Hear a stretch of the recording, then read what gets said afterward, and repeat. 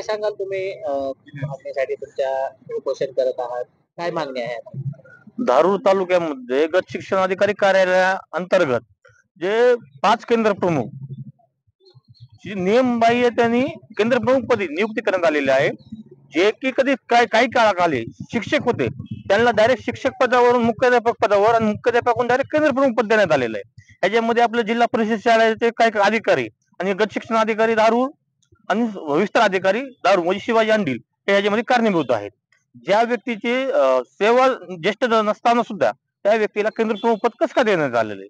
जे की ज्येष्ठ शिक्षक आहेत त्यांना डावलून त्यांना बाजूला ठेवून त्यांना केंद्र प्रमुख पद दिले गेलेले आहे. आमची एवढीच मागणी की हे केंद्र प्रमुखाची लायकी नाहीये केंद्र प्रमुख पदाची, कारण त्यांचे सेवा ज्येष्ठता नाहीत ते.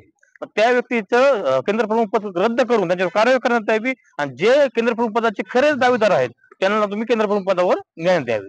तसेच आपल्या धारूर तालुक्यामध्येच ऊसतोड मजुराच्या लेकरांसाठी ज्यांचे काय शिक्षणासाठी त्यांचं वंचित राहू नये म्हणून त्या लेकरांसाठी वसती शाळा चालू करण्यात आलेल्या आहेत.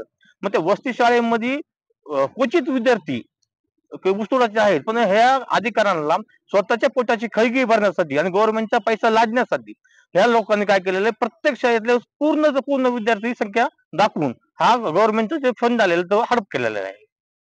याआधी देखील तुम्ही उपोषण केलं होतं. काय त्यावेळी काय आश्वासन दिलं होतं तुम्हाला? त्यावेळेस आपण 4 दिवस झालं कलेक्टर ऑफिस समोर आपण उपोषणाला बसलो होतो. वारंवार पत्रव्यवहार कलेक्टर ऑफिस वाल्यांनी केलेला जिल्हा परिषदांना. यांनी सुद्धा पत्रव्यवहार केलेला आहे. त्यांनी एक कमिटी नेमली याच्यामध्ये. कमिटीमध्ये त्या मॅडमनं मैना बोराजे म्हणून मॅडम आहेत गती उप शिक्षणाधिकारी म्हणून. त्यांना कमिटी म्हणून नेमलं होतं.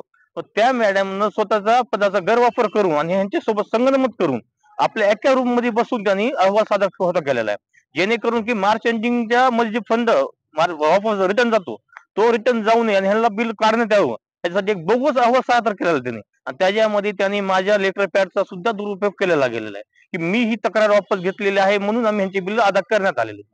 आमचं एकच म्हणणं आहे की ह्याच्यामध्ये मैना बोराजे सुद्धा ह्यांच्या एवढेच आरोपी आहेत त्यांच्यावर सुद्धा 400 गुन्हे दाखल करण्यात यावे.